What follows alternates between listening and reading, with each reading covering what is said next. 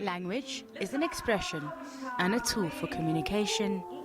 In South Africa, a lot can be told about an individual based on the language they speak, sometimes their heritage, and perhaps the neighborhood they come from. But the reality is, some languages are spoken more than others. All languages are valuable.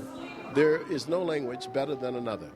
There are languages that have been supported more than others, but there's no language that does not have the capacity or the capability of performing any function that's needed in a modern society. Despite 11 official languages and policies that preserve indigenous languages, promoting these is still a struggle. It's partly also decolonizing our own minds, because our obsession is still with English, which is a global language and a very important language.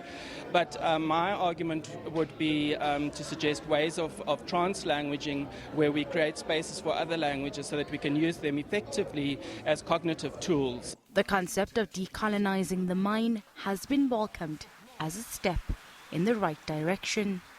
But it seems there's more that needs to be done. Decolonization is just one act. The second act is then to assert. So you decolonize your minds, but then you have to assert that this particular language, whatever the indigenous language is, ought to be protected, developed. There ought to be museums about it. There ought to be dramatic plays about this language. There ought to be assemblages of people who speak the language and who know the language. You have to bring in the traditional leaders of communities, bring them in to support the language.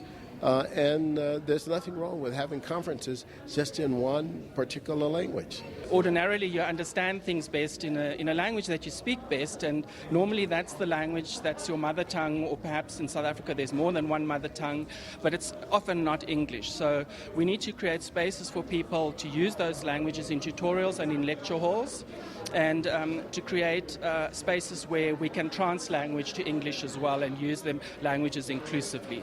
The two-day conference aims to find practical solutions. We need more fora like this, where we engage everybody, where everybody come together and